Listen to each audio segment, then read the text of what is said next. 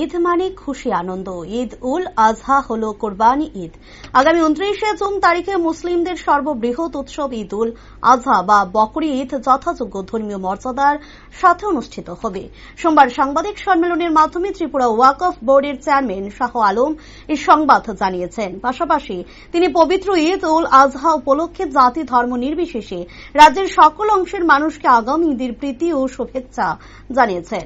তিনি আরও জানান, এনিম্যাল ওয়েলফেয়ার বোর্ড অফ ইন্ডিয়ার গাইডলাইন্সকে সম্মান জানিয়ে দেশের অন্যান্য অংশের সাথে ত্রিপুরাতেও ঈদ উল আজহা পালিত হবে পশু কোরবানির মাধ্যমে। তিনি মুসলিম ভাই বোনদের শান্তিপূর্ণভাবে পবিত্র ঈদ উল উৎসব পালন করার আহ্বান জানান। আগামী 29শে জুন 2023 তারিখে মুসলিমদের সর্ববৃহৎ উৎসব ঈদ উল আজহা বা বকরি ঈদ যথাযোগ্য ধর্মীয় মর্যাদার সাথে অনুষ্ঠিত হবে। প্রথমে আমি সারা রাজ্যবাসীকে প্রথমে আসসালামু আলাইকুম, নমস্কার, যতনা খুলুঙ্কা জানিয়ে ঈদ মানে খুশি আনন্দ। ঈদ উল আজহা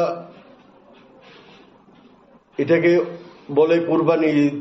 কুরবানি মানে ত্যাগ, ত্যাগের মাস, ত্যাগের আনন্দ। উক্ত পরিপ্রেক্ষিতে ভারতের পশু কল্যাণ board, animal welfare board of ইন্ডিয়ার পশুদের কল্যাণার্থে অথবা পশুদের প্রতি যাতে কোনো ধরনের নিষ্ঠুরতা সংঘটিত না হয় তার জন্য বিভিন্ন সময় বিভিন্ন নির্দেশিকা জারি করে থাকেন। এর মধ্যে প্রধান হল পশু পরিবহনের ক্ষেত্রে এমন ব্যবস্থা নেওয়া যাতে পশুরা কোনো প্রকার কষ্ট না পায়। অযথা পশুকে কষ্ট দেওয়া যাবে না। প্রেগন্যান্ট পশু হত্যা করা যাবে না। যে সকল পশু 3 মাসের বাচ্চা রয়েছে তাদেরকেও হত্যা করা যাবে না।